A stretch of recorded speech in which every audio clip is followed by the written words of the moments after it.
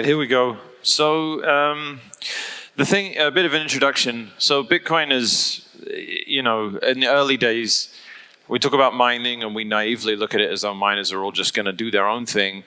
They're going to mine and they're going to do it themselves. One CPU, one vote, famously is how it was sort of understood in the white paper.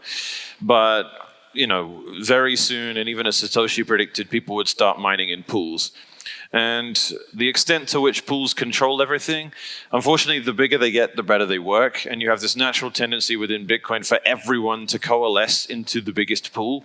And we do see some artifacts of that now. And pragmatically, Bitcoin is a tool for pragmatists at the end of the day. We need to work with what miners will do, not tell them what they should be doing, because if they don't, then we can't be in a situation where we all lose because of that. So miners are going to pool. But there's pooling and there's pooling. The initial concept for pooling together is not that harmful. It just means there are 10 miners, each with 1 exahash. Now, instead of each of them waiting 1 month to find a block and get some money, they pool their resources together and they mine with 10 exahash and they find, 30 blocks a month or, whatever. They find 10 times the amount of money in a tenth of the time. I probably got that wrong, but you understand the principle of it, right? Miners are pooling their resources together to find blocks more quickly, and then they split the rewards between them. That's the naive concept of what a pool is. Now, pools went way out of scope and started designing templates for their miners, which was just a natural way to do things. It was what happened with the travesty that is the Stratum protocol.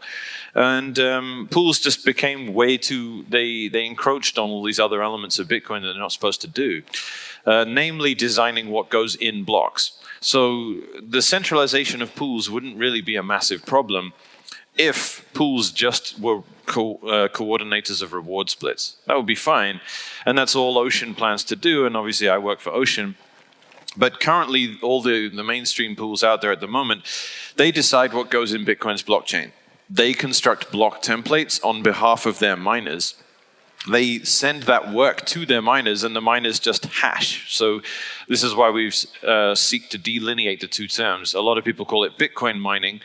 Nearly every Bitcoin miner in the world is a hasher, not a miner. Hashing is one component of mining, but you'll know that it is not the be-all and end-all of what mining is. It does not encompass the totality of what mining is, because none of these guys run Bitcoin nodes. And if you're a hodler, if you own Bitcoin, you know that at some point in your journey in Bitcoin, you need to run your own node, because you're not sovereign without that. If you do not run a node and you are a Bitcoiner in any capacity, you are not sovereign. There is necessarily a middleman between you and the network whose permission you must be granted every time you interact with the network. That's not Bitcoin. And if everyone uses Bitcoin like that, it's no different than PayPal or the US dollar. People have to interact with Bitcoin permissionlessly, and it's not enough for you to do it. Most people need to do it that way, because email is still a permissionless protocol. But if you are outside the big five with your independent cypherpunk email server, you're not going to have much fun interacting with everyone else, because they're all inside a walled garden. So Bitcoin needs people. Use it or lose it, people. The Second Amendment is useless if there's only one guy with a gun in the whole of America. People have to actually use this stuff. So all that is to say, Ocean comes back with a new concept, and we're saying pooled mining is okay, but miners need to be responsible for what goes in the chain. Right now you have a position where 2 companies can censor a transaction and stop it from ever getting in Bitcoin. Now you can say, that's never going to happen because incentives and all that stuff, but that's just not how the real world works. It's a ticking time bomb, and if the right political environment comes along where pressure is applied to these 2 giant pools, you have a censorship-prone chain. And that undermines what Bitcoin is on such a fundamental level that it's not something we can just watch idly, standing by, watching as it might happen. So Ocean's concept is miners need to be able to make their own blocks, but they still need to be able to pool. We can't just ask everyone to go and wrestle with the network directly without reward splits, because that's unrealistic for most miners. Most miners are not big enough to find blocks frequently enough to maintain viable operations. So Ocean is a pool. Miners can split rewards with other miners on Ocean. But importantly, they are the ones making the blocks, which means if there's a transaction in an Ocean block you don't like, you don't come to us. You need to go and find the miner, and we don't know who any of our miners are because it's a permissionless pool. There are no accounts on our pool. We pay addresses, not people. So you mine on Ocean, all you need is a Bitcoin address. You make your own blocks, and if you make a controversial block with something in it that shouldn't be in there, all we can say as Ocean is, I'm sorry, US government, that you did not like the contents of this block. Here is a Bitcoin address of the miner that made it. Have fun. That is the goal of Ocean, to tell people we can't do anything about it. So how do you run this? The software we wrote for it was called Datum. Datum is how a miner makes their own block. It is permissionless. It allows you are running your own Bitcoin node, as every sovereign Bitcoiner must. Datum sits on top of the Bitcoin node. It requests templates from your node, it makes blocks on that basis, and optionally, if you want, it reaches out to Ocean and says, give me the current reward split. I'm going to use that in my template and prove to you that I did. And then if you do that, Ocean will say, okay, we'll make sure you get splits from everyone else on the pool. So Ocean is an optional extension to Datum. It doesn't in any way undermine the permissionlessness of what you're doing. You're still interacting with Bitcoin directly. If you find a Datum block, you tell the network about it. You don't tell us and have us tell the network, because that's no good. You do tell us, but that's in addition to telling the network. So how do you run this wonderful software? It's very easy. It's very lightweight. We set it up with an exahash going through a Raspberry Pi when we were testing it. It worked without breaking a sweat. It's purposely written really lightweight. And right now, I was building Datum boxes for people over and over again. And as is typical in Linux land,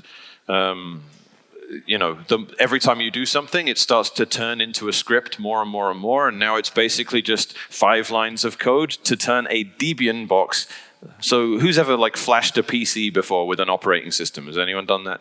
Right. Who's ever used Linux? Right. So pretty good. All we're going to do here, I'm in Proxmox here.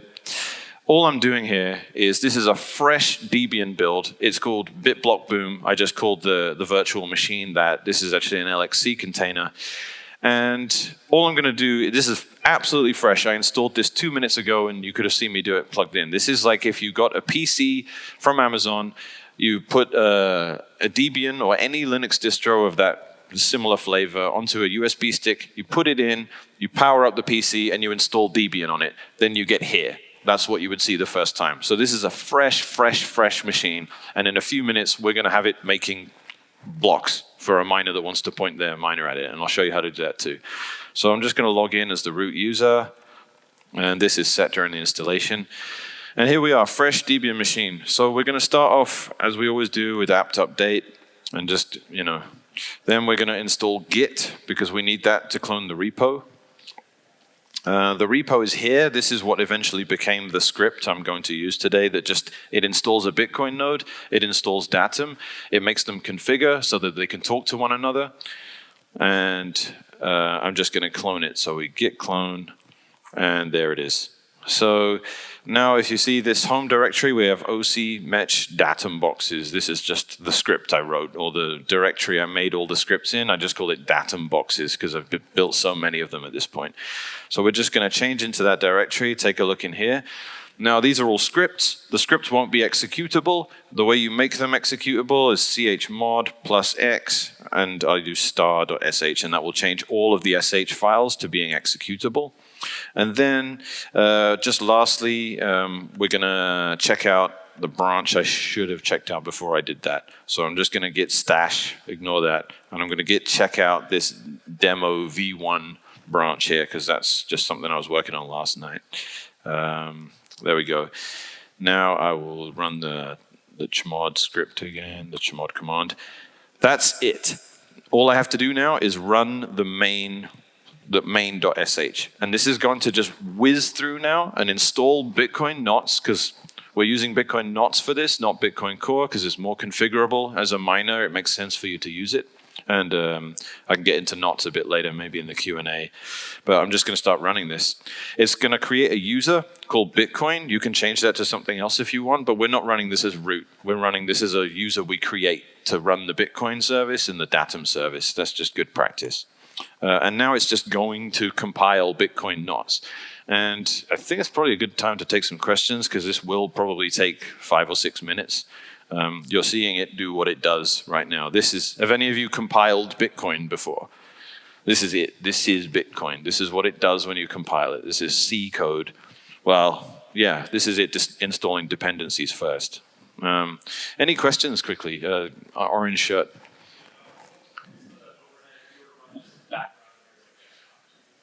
Super low. So we fought a war called the block size wars or the fork wars to make sure that the resource requirements to running a Bitcoin node are extremely light. That is what separates Bitcoin from shitcoins. That's the truth. And running a Bitcoin node, importantly, this can be pruned. You do not need to run a full archival node to be a miner. It makes no difference to anything. So if you want to run this on Amazon web server, I wouldn't recommend it, but the main cost there is storage, right? So some of the Datum boxes I've built have been like 20 gigabytes, even though the blockchain is well over 600 gigabytes now. Right.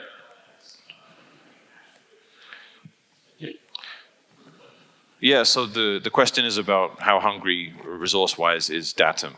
So 99% of what your computer will be struggling with is the Bitcoin node. Datum is so lightweight. It's a quarter of a megabyte. We stuck an exahash through a Raspberry Pi 3, I think it was. The problem is syncing a Bitcoin node on a Raspberry Pi 3 will take months. But the minute you do it, the Datum node can sit on top of it. And it's, sorry, someone's calling me on my laptop. I don't know how they're doing that, but they are. So, yeah, Datum is extremely lightweight. That was intentionally built that way. It's the amount of resources required. You can point something like 4,000 or 5,000 miners Datum running on a Raspberry Pi 5. And again, the hardest part is the Bitcoin node. The problem with using like very, very like low-end hardware with this entire approach is the Bitcoin node, because it still has to download a block from the network and verify it before it can create work for the miners to do. If you can get that part of it done, Datum is almost never a problem. If you want to run like 50,000 machines or something, even that, you could do it with an Intel NUC that might cost like $600. So again, it's Bitcoin being Bitcoin. We keep this stuff as lightweight as possible. And that's very important to think about that stuff. Datum, I imagine I'll get some questions about SV2 towards the end of this, Stratum V2. Datum is far more lightweight than the mirroring functionality that exists in SV2, because that does a lot of things. But the stuff that replicates Datum in Stratum V2 is unfortunately way more resource hungry. You're looking at, I think, 2 orders of magnitude. So running 2,000 or 3,000 ant miners off a Raspberry Pi would be something like 20 or 30 if you're running the Stratum V2 stuff. So that, to my mind, is an important difference. So any other questions? Yeah, go for it.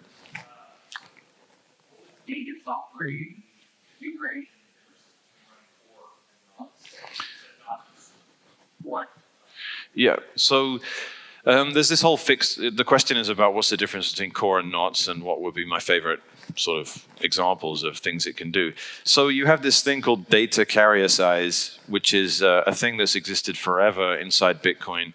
And it came along with op return. And the principle of it was you can store Bitcoin, the blockchain, stores the history of financial activity on the network.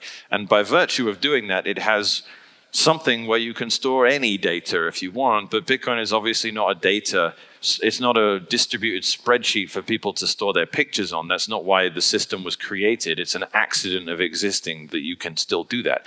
You can store pictures on Bitcoin's blockchain if you want. That obviously wasn't part of the intention of the project, right? As a node runner, I run a node because it's useful to me to run a node, and it means I can be a permissionless Bitcoiner. If you can hijack that use case and store your cat picture on my node, well, hats off to you for doing that, but it's not what I want to be doing. And as a result of, everything in Bitcoin has been designed to be conducive to people doing financial activity on Bitcoin, not arbitrary data storage. So it's always had 2 distinct types of treatment for these 2 different use cases. if you're doing a coin join and it's enormous or whatever, that's fine. That's a regular transaction that goes in. If you're trying to store arbitrary data with some method like op return, which was created as an olive branch to these people, okay, but you can only, by standard policy, have 42 bytes of it or 83 bytes. And I'm not going to go too much into the details of it, but people were storing data in Bitcoin's blockchain in ways that really hurt us. So they were bloating the UTXO set, which is a pain. It makes IBD much slower. It makes everything slower. And we said, okay, we'll give you this thing called op return where you can make provable, unspendable outputs so nodes can ignore these and delete these if they want without harming their own use of Bitcoin. And we're going to set a cap on it, not at the consensus level, but at the node policy level, which is what the main difference between core and NOTs is. We're going to say that you can only store 42 bytes of it. So like I say, if you're doing a coin join or any transaction with 1,000 inputs or something like that, it's going to use a lot of data on the chain, a lot more than 42 bytes. But if you're doing op return and you want to write stuff in Bitcoin that's nothing to do with financial activity, this is how much space you got to do it.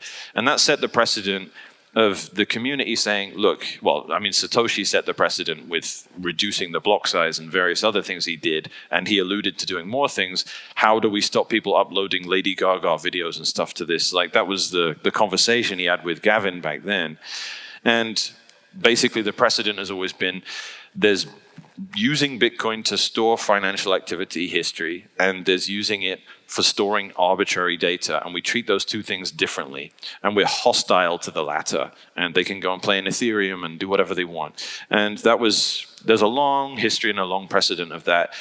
And what happened was the people storing arbitrary data just found new ways of doing it. So they were using bare multisig. And when SegWit happened, you start treating input witness data as more favorably than other types of data inside transactions, and that's the witness discount, which is used disproportionately by people trying to store arbitrary data. And all these things happened, but basically NOTs carried on going with what was set as precedent. And this took a lot of people by surprise because a lot of people don't know the history. But the overall point of that was there's precedent. As a node runner, if you're just running Bitcoin Core, you're treating arbitrary data as distinct from financial activity. If I want to upload a giant coin join, it will just go straight through your node. You will allow it, you will accept it in your mempool, and you will relay it around the network. If I try and make an 85-byte op return, and you're just running normal Bitcoin Core, you will reject that, because you're saying I'm not interested in having this on my node. I'm not interested in relaying it to the blocks. It's an abuse case. It's not a use case. So basically, data carrier size, to try and wrap up this whole point, data carrier size said, all right, here's one type of data that can can stow away on a transaction, and we will limit it to this. And every Bitcoiner has been happily limiting the amount of arbitrary data you can store in Bitcoin that way. But spammers found other methods, and NOTs carried on and said, all right, data carrier size also applies to that, and that, and that, and this, and that. And you can control what you want to do. And you have a responsibility that's kind of been forgotten as a node runner. You choose what gets relayed around the network. And if people are attacking the network, doing malicious transactions, these people have been outspokenly on podcasts saying, we are trying to bloat the UTXO set to make life harder for people running nodes. Like, you have every responsibility and right to say, I'm not going to relay that around the network. Bitcoin's a permissionless network, which means you're responsible for what happens on it. It's not someone else's responsibility, because then it wouldn't be permissionless. It would just be whatever they said. So there's a lot of conflicting ideologies among Bitcoiners where they think that anything that looks like actually stopping people from attacking it is somehow a violation of a principle of permissionlessness, and it's just not. Anything that can be used can be abused, and Bitcoin is no exception to that. It's just that it's unlike email, where Google will take care of everything and they will have a spam folder that they just put stuff in on your behalf. It's actually up to you to do that in Bitcoin. And it's a big part of mining. And it's good for the price, ultimately. If you can stop it being a graveyard of dick pics instead of, if you want to do that, that is good for the price, ultimately. And it makes so little difference to anything else. And I wrap up the point there. So Knots basically has all these configuration options for how much data do you want to allow and how much of the witness discount do you want to allow them to leverage. And there are plenty of times ocean blocks just contain transactions that just wouldn't have happened otherwise because there's just so much spam in the network. So we do a service in that regard. There's also coin age priority, which I really like, which one method of spamming Bitcoin, and I should wrap this up ASAP, but one method of spamming Bitcoin is creating a bunch of UTXOs and then using those UTXOs immediately to create a bunch of new UTXOs. This is what Bitmain did back in the block size wars, where they were just sending the same coins back, forth, and filling up mempools so that it would cost an insane amount to get your transaction in the chain. And they were like, look, we need big blocks, there's not enough space. And this was why they did that. And coin age prioritization makes that really expensive because it says, hey, if your UTXO that you're spending is 10 years old, we will prioritize that over the one created 5 minutes ago that you're just creating over and over again recently to try and spam the network. So you have all these anti-spam things, and it is incumbent on miners to do it. You can't just laissez-faire it doesn't work because again, Bitcoin's permissionless. If that means if you're not going to take any responsibility for it working right, it probably won't. So there's a lot of stuff here. So we've compiled Bitcoin. Now we've just compiled Datum, and it's going to run us through the configuration now. This is not super complicated. There's a lot of stuff here, but I'm going to use the defaults for almost every single value here, and I'm going to point out the important ones. And if you want to change one of these later, there's a GUI for it. So we're going to go into GUI land, and everything will stop being command line. So it's generated a default username for the RPC credentials. So the way Datum communicates with the Bitcoin node and says, hey, give me block templates, it does it via RPC. And Bitcoin in its config has RPC username and password, and Datum needs to have the corresponding thing so it can, it's an authenticated connection. Not just any app can reach out to my Bitcoin node, it needs to have permission to reach the Bitcoin node. So that's what's being set up here. It's Datum user by default in the script. Enter the location for the Bitcoin config file. I'm just going to leave that in default. Enter location for the data, that's where the blockchain will be stored. Prune, we're just going to prune it to 550 megabytes because it's a tiny little container. The database cache, that's kind of irrelevant if you're pruning this aggressively. Though actually that's not true lately. You could make that bigger if you want. I'm not going to sync this node anyway. I'm going to go to here's one I made earlier because we're not going to sit here watching the blockchain sync for the next 12 hours. So that's the RPC stuff set. That's Bitcoin's config done. Now we do the same for Datum. So where do we want the path for Datum's config to live? In this case, it's going to go home Bitcoin Datum, logically. This is what's the port.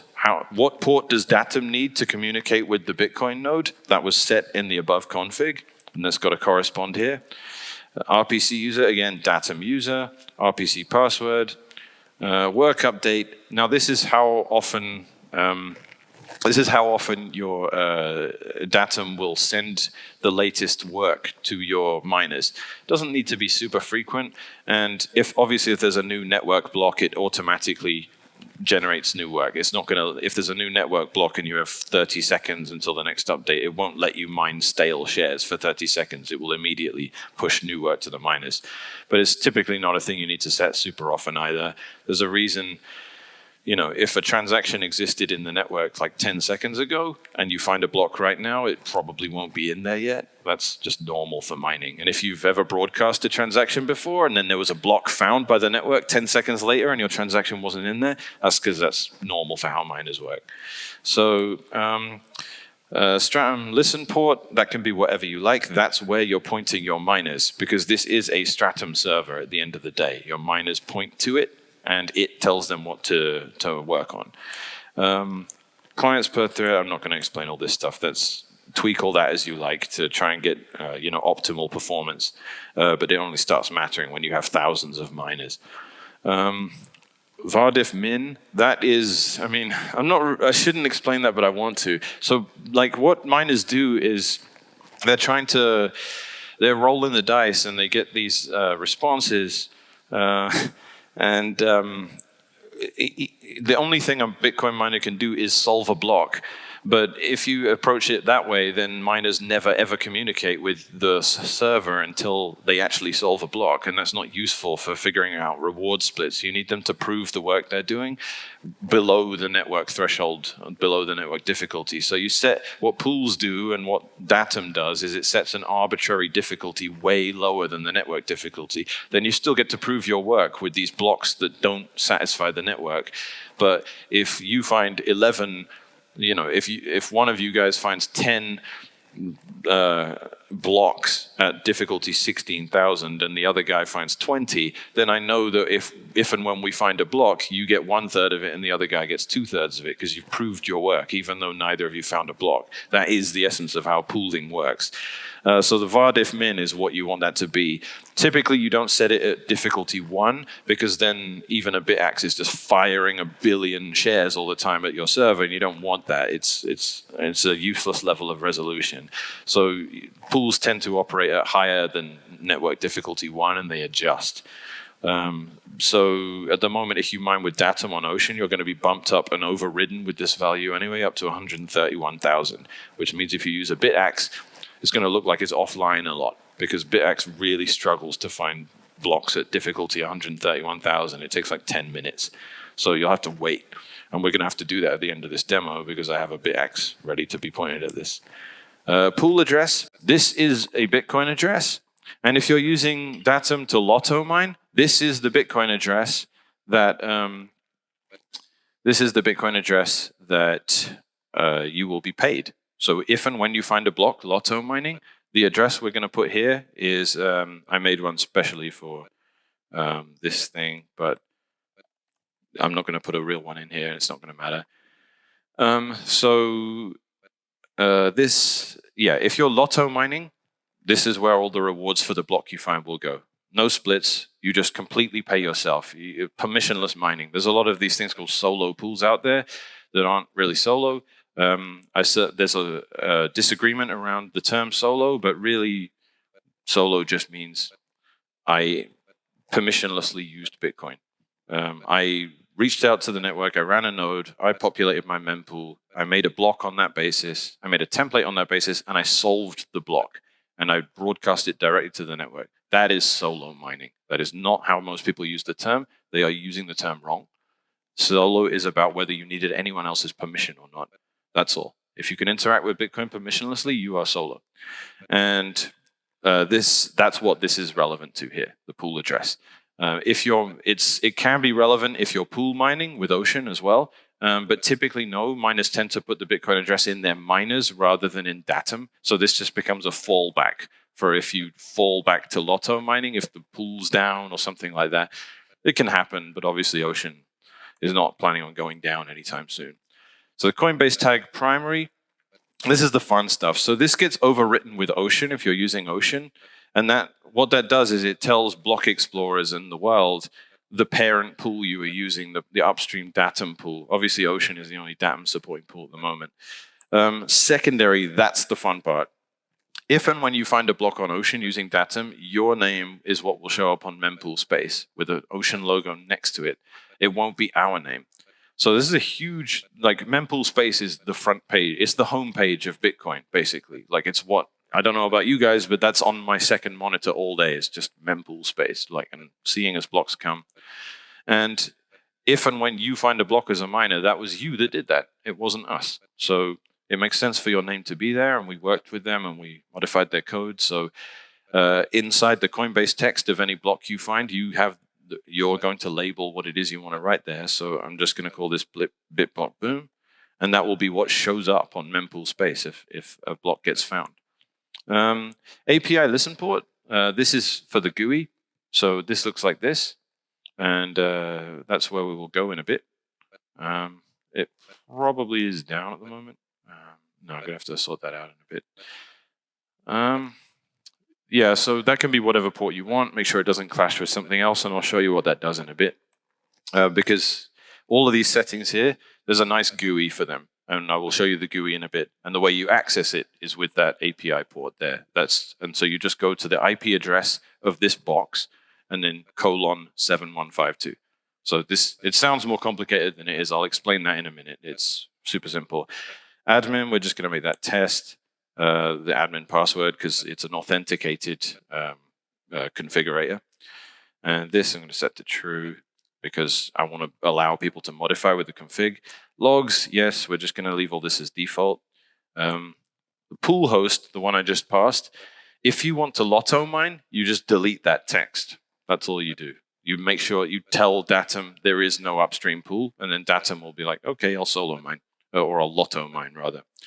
The pool, but currently those two settings, pool host and pool port, they point to the upstream Datum pool. So by default, Datum assumes you want to use Ocean. It assumes you want a reward split. You don't have to, but you can. Parse workers to pool. Yeah, well, I'm not going to go into the details of that. It's kind of how you want to configure your miner. If you want the Bitcoin address to be in your miner, or if you just want worker names to be in the miner and you want the Bitcoin address to be, the one BitBlockBoom thing, you can have that be overwrite in pool mode. But I mean, these are all just kind of boring nuances. Pool mining only, this is the thing. So this is quite important.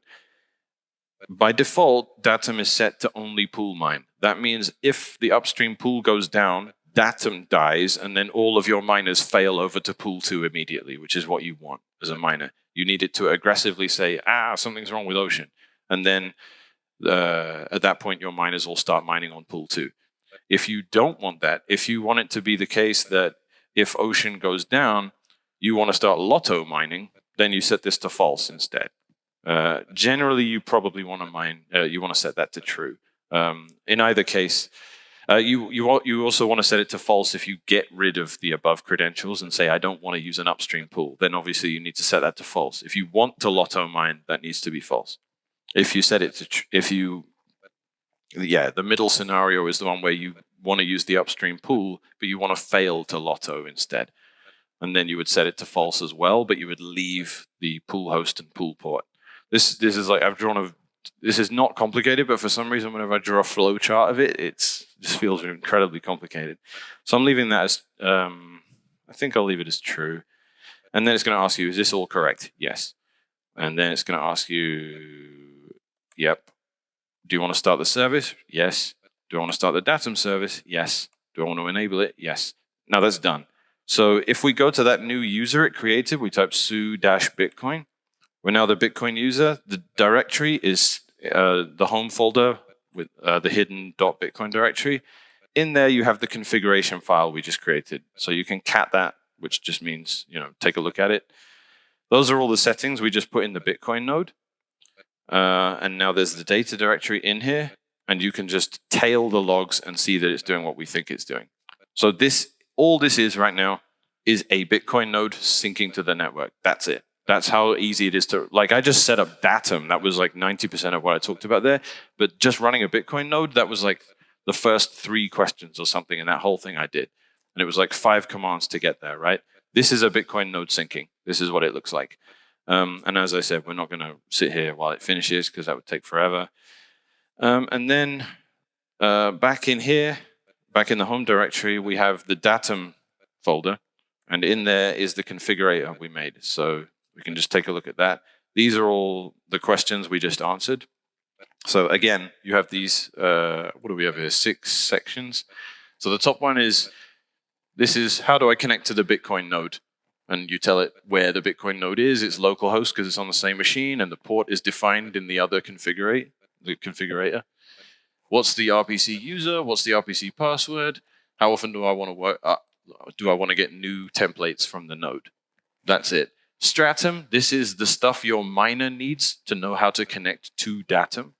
So you can set the port to be anything you want, and all this stuff is, I have 1,000 miners. Do I want 10 on each thread? Do I want 100 on each thread? Do I want them all on one thread? That's how you set that, but don't mess around with it unless you have a good reason to. Mining. What address do I want to be paid to if I'm Lotto?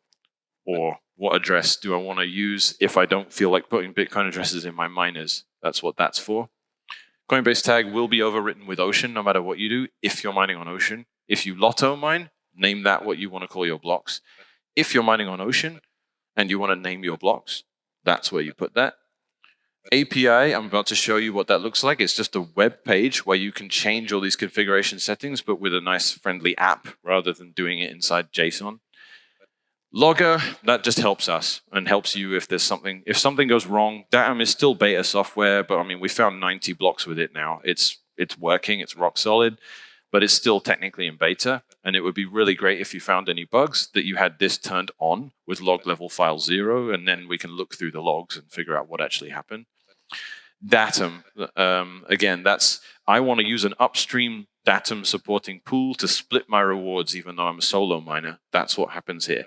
So that's obviously the URL we offer. That's the port we tell you to use. And these last 3 options are just about configuration. So like I said, sometimes you want to put a Bitcoin address in your Antminer and append a worker name. Sometimes you don't want to have the Bitcoin address there and just a worker name and tell it to use that. That's when you would change pool pass full users to false. For some reason, this is it's really simple to understand, but it's very difficult to explain. But you can just leave these all as true if you're not really sure what to do. And then you will need to put Bitcoin addresses in your miners, because that's how Ocean works. We don't pay people, we pay addresses. If you mine to us without an address, we cannot pay you. Even if you email us saying, hey, that was me, we'll be like, how? 3 people emailed us about that. We don't know who you are. That's sort of the point. So that's it. You now have it running. And now it's trivially, I can just type IPA and then I can grep 192. I'm going to grep it for my local IP. So this is the IP on my local area network of this Datum box that we've now built and is now fully functional. And I can just go to that IP address as well as the port we wrote up here. It's probably not going to work because the node is not synced and Datum is designed to not work in that scenario. So it's, what was it again? 7152. So that is the port. I doubt this will, okay, so it did actually work. So it says it's initializing. Datum is not able to do anything. It aggressively dies if the Bitcoin node isn't happy, because that's what you want. Again, as a miner, if Datum dies, you need your miners to go, pool 1 is dead, and fail over to pool 2 as quickly as possible. So Datum is deliberately designed to be fragile and break immediately if something isn't right, because it doesn't want to stay alive, and your miners keep asking it for work, and it's not giving them any work, right? So it's deliberately designed intelligently in a fragile way. Here's all the things we set, right? You find a block, it's going to be called BitBlockBoom. This is authentication. Datum is encrypted communication between the pool and the Datum box. So that's good. That's vastly superior, by the way. If you're a miner that's mining on SV1 with every other pool, all of your communication is happening in plain text. Your ISP knows that you are mining. It knows how much you are mining. It knows who you are. It has the identity of everything you're doing. That is 99% of mining. Datum saves you from that because it encrypts your communication between you and the pool. So it's a huge benefit. I should also point out other benefits, like the fact that if you mine doing this on Ocean, you get a 50% discount on the fees. And obviously you get to name your blocks, BitBlockBoom. Otherwise they'll just be called Ocean. So here you can go into the configurator. And if you change anything here, it's going to ask you for a password, which we set. I think I called it test. So all of this is the stuff you saw in that ugly, JSON file. This is what it looks like in friendly GUI form, right? So if you want to change the RPC credentials, they're all down here. If you want to change the Bitcoin address, that's up here. And clients is where you can, this is where you would see a list of all the miners connected to this thing. Obviously, nothing's pointed at it now, and I can't do anything on it yet because the node is not synced. So I'm going to switch over to this BitBlockBoom earlier thing. And this is an identical box.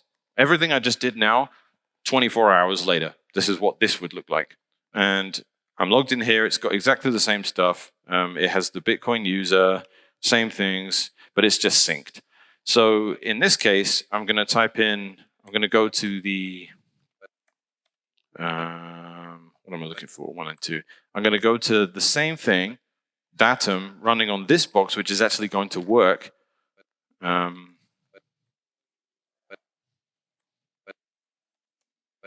Right. Connected and ready. And there's no jerry-rigging here. It's absolutely everything you saw me do plus waiting for the node to sync. That's it. And as you see, that's the IP address of this. And then if I go into Datum and I take a look at the config and I grep for the port, the listening port is 2334. So between these two bits of information, I have everything I need to point my miner to. So this bitax is on my home network. So first off, I go to this IP address here, which I already had it at. I go to the port defined here. And then I just need the Bitcoin address that I had here, which I think was in here, right? Yeah. So this is the vanity address. If we find a block right now, which is obviously pretty unlikely because it's one bitax, so it's like 300,000 years it would take. But this is a real Bitcoin address, one BitBlockBoom. I created it. That's what I put in the bitax, and because I want to call it my BitBlockBoom bitax. So that's what I'm going to call it. I'm going to save it. I'm going to restart the bitax, and then within a few seconds, once the bitax comes online, I think this is just test. Yep. Once the bitax comes online, well, first, let's just take a look at the logs, right? So I'm going to journal ctl u datum service f. So this is saying it's sending to 0 clients at the moment. Oh, but it says 1 already. Okay, the bitax already came to life. So now you can take a look at this, clients, and you'll see there's the bitax. That's what it is. That's now mining, and we just have to wait for it to find a share, and we're just completely done. So, I mean, I'm kind of tempted to redo all this without all the explanations because it's literally 6 lines and then just accepting all those default configurations. It's really easy. This will take a while to find a share, unfortunately, about 7 minutes on average, difficulty 131 trillion, 131,000. So we can't really wait around for that. That's it. So I'll take you through it again because it's probably an information overload, and I just tend to explain stuff more than necessary. So I'm just going to create this I'll just create a brand new Linux container, which should only take a couple of seconds. I'm making, so this is Debian. For anyone interested, this is Proxmox. I'm just spinning up containers here. These are brand new computers, but they're not physical. So I'm just using Debian. I'm going to store it on, I'm just going to make this like a 40 gigabyte container. I'll give it 15 cores, because why not? I'll give it a whole bunch of RAM. I think it's that. And this is just me doing network configuration stuff on my home network. Start after created. Right, so this in a second is just going to be, all right, we got it already. This thing here that I just created, real quick Proxmox lesson for anyone that's interested. There you go. I now have a brand new Debian machine. This is just like I bought a new PC and installed Debian on it. That would be the first thing you'd see. So we're going to log in as the root user. And there, this is, again, brand new Debian machine. All I do is apt update. It's this simple. Then I'm going to apt install git. I'm going to copy this repo here, git clone, and then if you type ls, you can see what's in here, that new directory there, cd oc, tab to autocomplete. These are the scripts. I'm going to check out, you can take a look at the branches. The demo v1 branch is what I want, so you type git checkout demo. Then we make the scripts executable, star.sh. Then we run the main script. Sorry, I need to write an X. Then we run main.sh. And then, yes, and this is it. Now it will compile Bitcoin. That's it. You see there's like 5 or 6 commands I typed?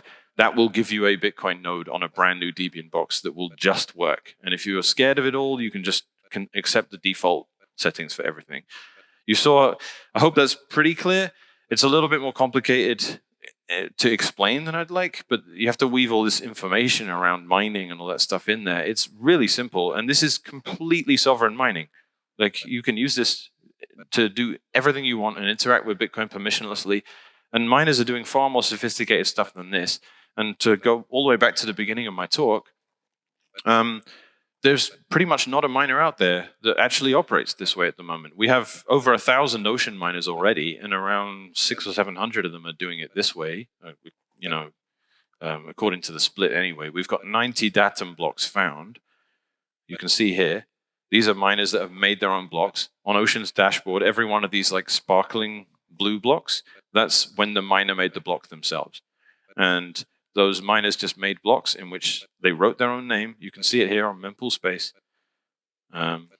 Look, this is a miner called Penguin. That's what they wrote in their secondary Coinbase text here. They wrote Penguin instead of BitBlockBoom. They found a block, they labeled it. They asked Ocean for what this reward split should be. And because they did this in their block, they get splits from everyone else on Ocean. Thanks. And it's a standard block. That's what they made. And you can edit the stuff in here. Like I said, here's my BitX mining to this right now. And if you wanted to change it in the config, you could change it to, mining lotto mode instead. And then that's all you need to do is never non-pooled only.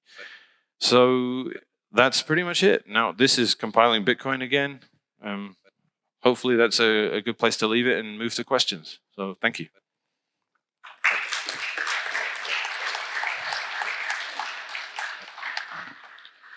All right, go for it.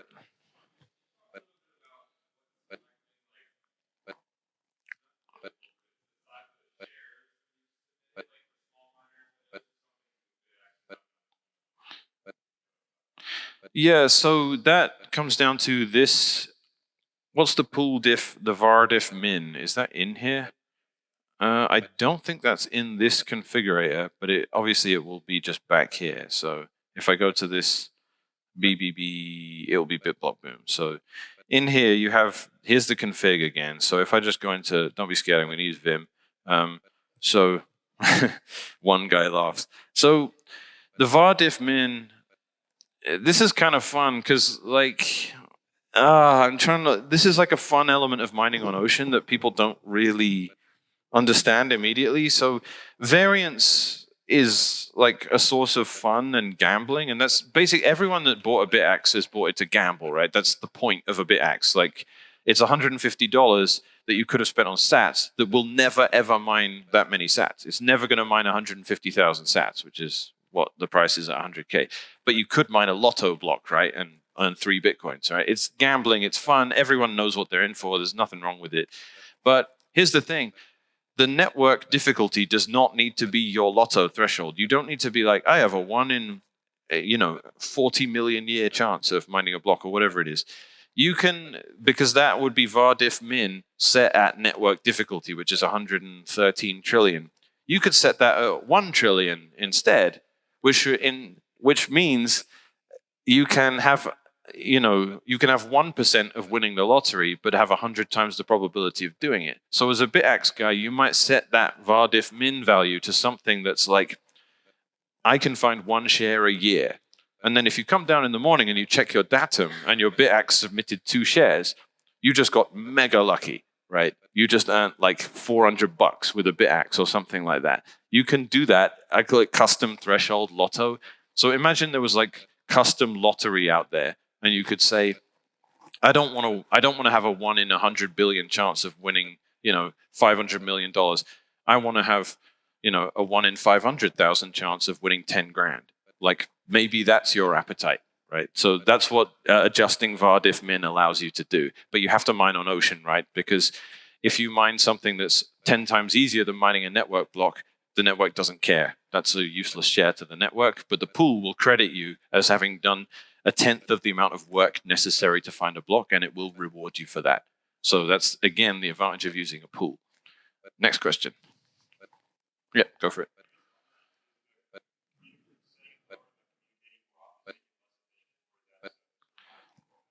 Not really. So most of the time, this is all over LAN anyway. And real quick point that I should point out.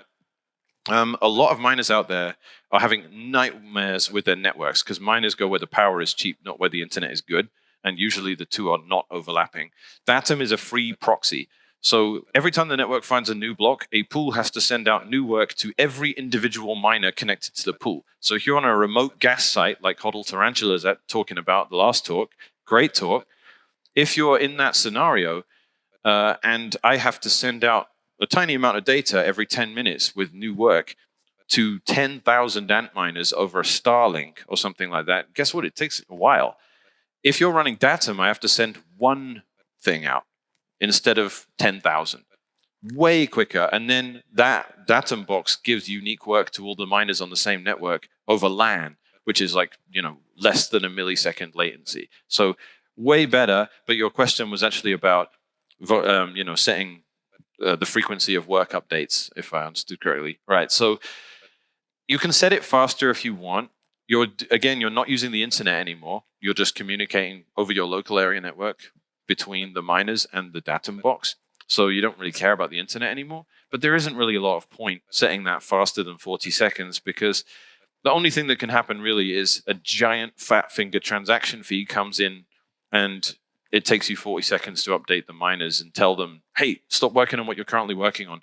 You need to include this transaction in your templates because someone fat fingered a transaction fee.